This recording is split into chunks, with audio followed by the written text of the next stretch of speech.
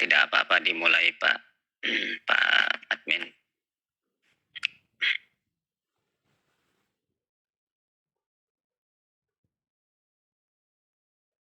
Ya, sudah on Ustadz. Baik, bismillah kita mulai. Assalamualaikum warahmatullahi wabarakatuh. Alhamdulillahi wassalatu wassalamu ala rasulillahi sallallahu alaihi wasallam. Bersyukur pada Allah subhanahu wa ta'ala kita masih istiqamah dalam majelis ilmu mempelajari Al-Quran di bulan suci Ramadan ini. Khususnya kita akan memperdalami sebuah qiraat, yaitu qiraat Imam Asim, terkhusus lagi pada riwayat Imam Hafiz. Bacaan ini atau qiraah ini perlu kita kuasai bagi kita yang ingin memperdalami Al-Quran, atau ingin talaqi Al-Quran, atau ingin pengambilan sanad. Ini penting karena nanti dalam proses pengambilan sanad membaca Al-Quran tentu akan menemukan kaedah-kaedah ini, sehingga tidak terlalu banyak kesalahan nanti dalam membaca. Rumus-rumusnya kita sampaikan pada saat ini. Meskipun secara bertahap, maka silahkan dibuka makalahnya. Yang belum ada makalah bisa langsung dilihat di WA Group.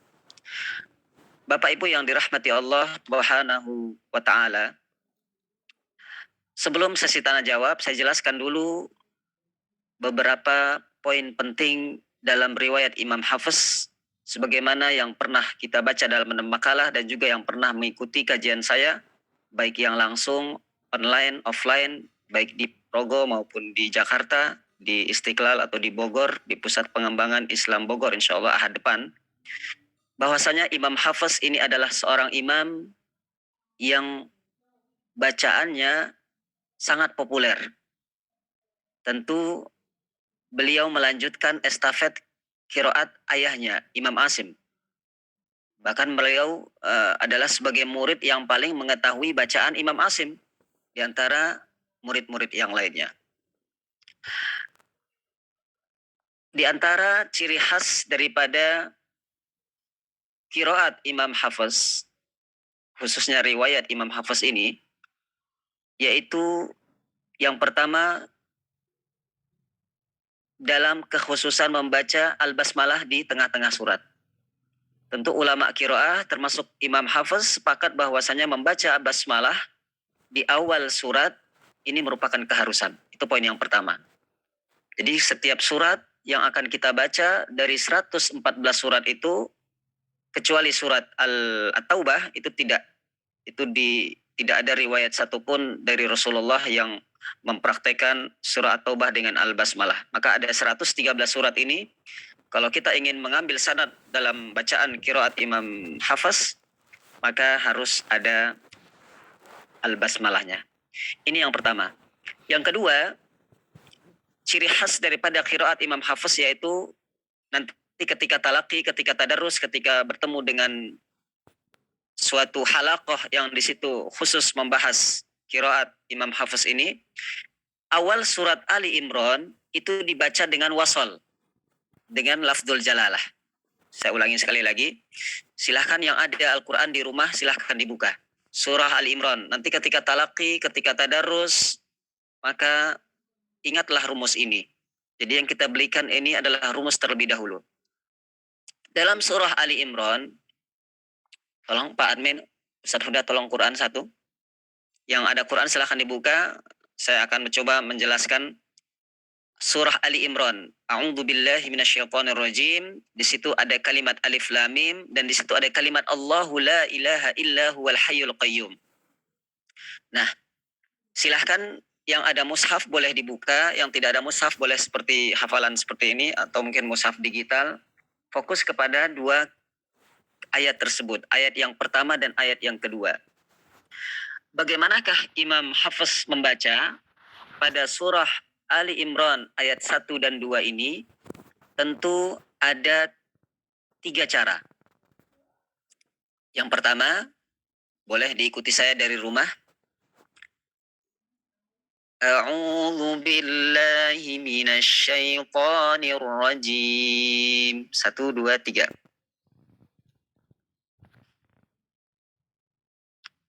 Bismillahirrahmanirrahim. Alif lam mim. Jadi lamnya 6 harokat, mimnya 6 harokat, kemudian gunnahnya itu 2 harokat. Setelah itu berhenti, Imam Hafiz melanjutkan dengan Allahu la ilaha illa huwal hayyul qayyum. Nah, berarti itu namanya dipotong satu-satu. Jadi alif lam mim berhenti, kemudian Allahu la ilaha illa huwal hayyul qayyum berhenti. Nah, itu cara yang pertama. Cara yang kedua, rumusnya yaitu 22, mohon maaf, 6 6 6 2 lanjut. Contohnya seperti ini. Alif lam mim Allahu la ilaha illa huwal hayyul qayyum. Nah, jadi alifnya seperti biasa, lamnya itu 6 harokat karena itu mat yang panjang ya. Dibaca 6 harokat, lalu mimnya itu 2 harokat karena akan bertemu dengan kalimat Allah. Nah, dan itu disambung. Nah, itu juga Imam Hafiz membaca demikian. Kalau qari yang sekarang yang membaca demikian seperti qari Syekh Mishari Al-Afasi itu ya, yang sering kita dengar bacaannya itu beliau membaca demikian. Lam 6 harokat, mim 2 harokat, langsung mallah. Kenapa bukan alif lam mimillah? Karena nanti Allahnya itu tebal. Maka aslinya itu mim, tapi karena ada kalimat Allah, maka menjadi mallah. Baik, dari rumah yang menyaksikan secara online ataupun langsung live, silakan diikuti saya. Alif lam mim Allahu la ilaha illa huwal hayyul qayyum. Sama-sama, 1 2 3. Alhamdulillah bisa ya, meskipun mic-nya belum hidup, yang penting membaca dari rumah. Insyaallah didengarkan oleh para malaikat dan juga didengarkan oleh tetangganya di samping ya. Jadi selanjutnya itu cara yang kedua. Cara yang ketiga yang kita pakai dalam riwayat Imam Hafiz ini adalah dengan memakai rumus 6 6 lanjut. Contoh. Alif lam mim Allahu la ilaha illa huwal hayyul qayyum. Sama-sama semuanya di rumah diikuti, mulai 1 2 3.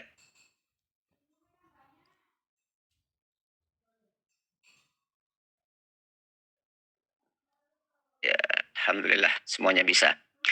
Nah, demikian 3 cara yang dipakai oleh Imam Hafiz. Rumus yang pertama tadi yaitu kita berhenti. Rumus yang kedua kita memakai 6 2 lanjut. Lalu rumus yang ketiga 6 6 lanjut. Semuanya boleh. Kalau saya memakai mana? Ya, saya memakai yang nomor 2 itu supaya seperti Al-Afasi. Nah, tapi semuanya boleh insyaallah. Nah, kemudian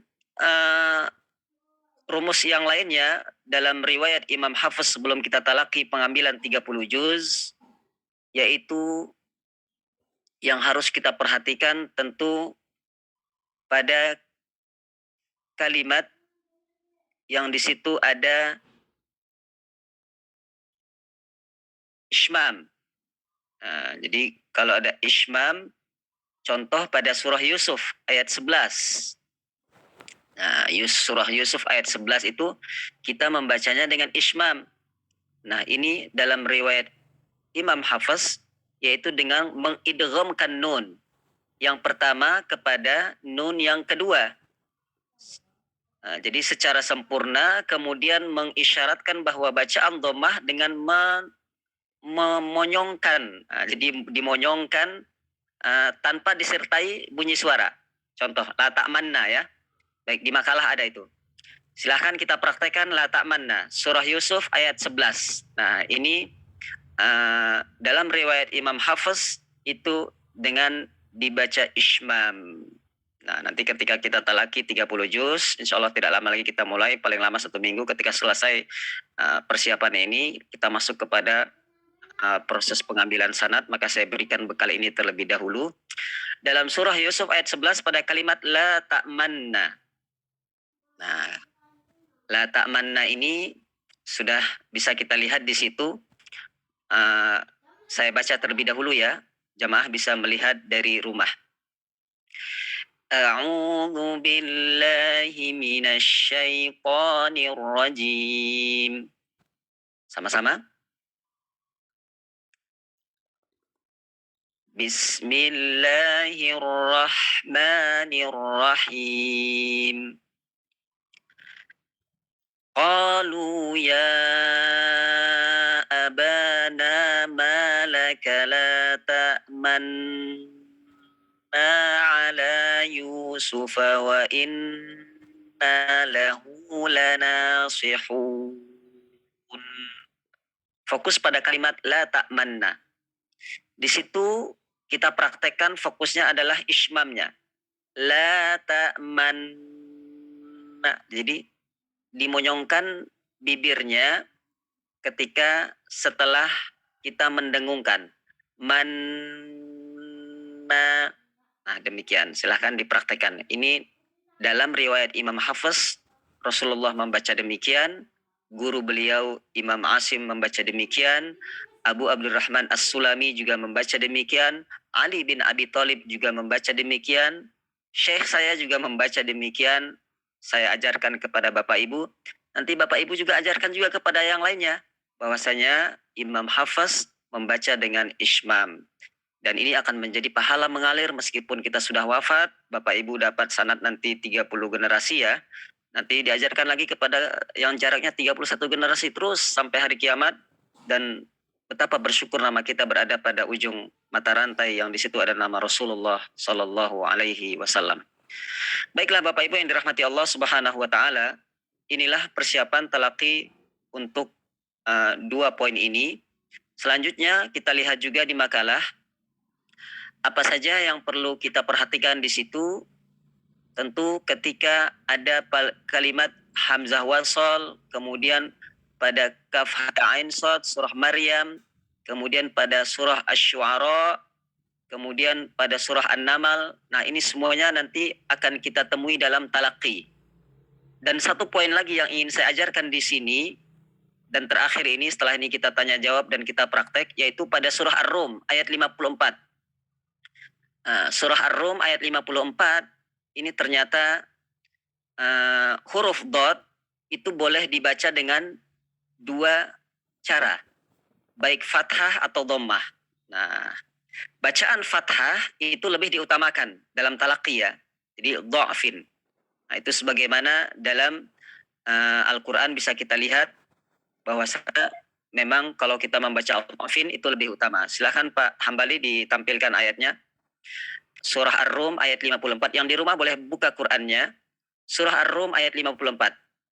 Jadi sebagaimana dijelaskan bahwasanya hanya dalam bacaan ini Imam Hafiz dan gurunya Imam Asim itu berbeda.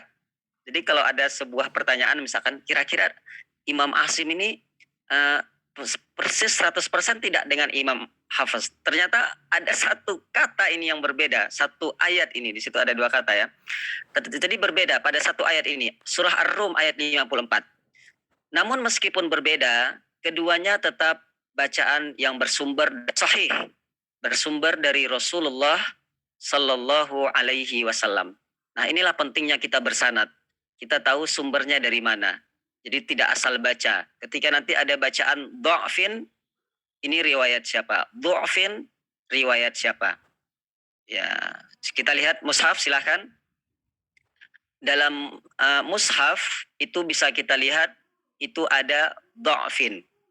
Tetapi Imam Hafiz ternyata juga membaca dha'fin.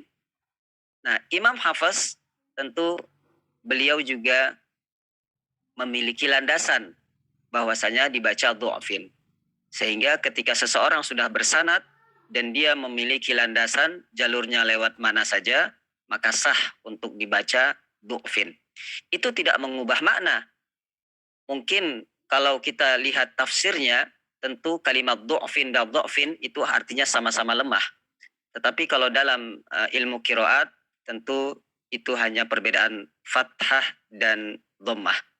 Nah, inilah yang perlu kita bahas dalam majelis ilmu ini. Kita mengetahui bacaan-bacaan mana yang sampai kepada Rasulullah Sallallahu Alaihi Wasallam. Maka inilah mukjizat Al-Quran. Ketika ada orang ingin memalsukan Al-Quran, maka akan terpental, tidak akan bisa karena sudah paten, sudah dirumuskan oleh para ulama kita, sudah dijaga Al-Quran ini oleh Allah Ta'ala. Kita yang dan sanad oleh Allah Ta'ala yang menjaga Al-Quran ini. Secara sunnatullahnya memang Allah yang menjaga, tapi Allah memakai inna nahnu nazzalna, Allah yang menjaga, Allah memakai kalimat kami, berarti Allah bersama kita. Orang-orang yang membaca Al-Quran, mengajarkan Al-Quran, kita ini dipilih oleh Allah Subhanahu wa Ta'ala dalam menjaga Al-Quran ini. Amin ya Allah ya Rabbal Alamin. Baik, kita praktekkan. Nanti Bapak Ibu di akhir sesi bisa mempraktekannya. Saya baca terlebih dahulu. Lihat surah Ar-Rum ayat 54. A'udzu billahi minasy syaithanir rajim. Bismillahirrahmanirrahim. Allahul ladzi khalaqakum min dha'fin thumma ja'ala min ba'di dha'fin quwwatan thumma ja'ala min ba'di quwwatin dha'fa min ba'di quwwatin dha'fan wa syaibah yakhluqu ma yasha. Jadi ditekan ya, ketika ada kalimat yasha itu dibaca 6 harokat. Karena di situ ada 2 hukum berlaku, mad wajib muttasil dan juga mad arid lisukun. Mana yang kita pakai? Apakah mad arid lisukun atau mad lazim mad wajib muttasil? Kita memakai yang mad arid lisukun yang 6 harokat. Maka tidak boleh dibaca 2, tidak boleh dibaca 4, harus 6. Yakhluqu ma yasha, 6 harokat. Dan itu ditekan, yasha. Kebanyakan saya dengar dalam talaki para jamaah ini banyak yang yasha tidak ditekan. Maka saya perbaiki secara umum ini harus dibuat 6 harokat dan juga ditekan, yasha. Bacaan ini yang saya ambil dari syekh saya. Ada 4 atau 5 syekh yang saya ambil bacaannya demikian. Wa huwal alimul qadir. Itu roknya tipis, maka jangan ditebalkan. Nah, demikian fokus kita pada kalimat dha'fin. Pada kalimat dha'fin, ketika dalam talaqi boleh dibaca dha'fin, boleh dibaca dha'fin. Sehingga maknanya itu tidak mengubah makna, tetap artinya lemah. Mungkin hanya dari segi perbedaan lemah secara fisik ataupun lemah secara spiritual, tapi tetap itu diperbolehkan oleh Rasulullah Sallallahu Alaihi Wasallam. Maka kita jangan bertengkar gara-gara beda pendapat. Ketika Umar bin Khattab berbeda bacaan dengan Hisham bin Hakim, mengadu kepada Rasulullah, Rasulullah dengar bacaan mereka berdua dalam surah Al-Furqan itu. Ternyata Rasulullah juga memperbolehkan keduanya. Hakadza bima unzil faqra ma tayassaru minhu. Jadi kita baca mana yang paling mudah. Tentu bukan sesuai selera kita, harus dengan periwayatan yang sah. Nah, disinilah kita pentingnya hadir dalam halaqah seperti ini. Kita mengetahui bacaan yang mempunyai sumber kepada Rasulullah Sallallahu Alaihi Wasallam. Baiklah Bapak Ibu yang dirahmati Allah Subhanahu wa taala, sebelum kita talaki dan pengambilan sanad 30 juz, mungkin ini pembekalan hari ini. Setelah ini setelah kita rekam ini nanti kita praktek satu-satu. Nanti tidak Bapak tidak apa-apa tidak direkam. Sekarang saya tutup dulu majelis yang mulia ini untuk kita nanti bekal untuk teman-teman kita yang tidak bisa hadir hari ini. Kesimpulannya adalah Bapak Ibu yang dirahmati Allah Subhanahu wa taala dimanapun berada, bacaan riwayat Imam Hafiz ini menurut saya wajib kita pelajari karena di situ ada kaidah-kaidah penting yang ternyata tanpa kita sadari itulah Rasulullah Sallallahu Alaihi Wasallam membacanya. Contoh yang paling penting adalah Al-Fatihah itu.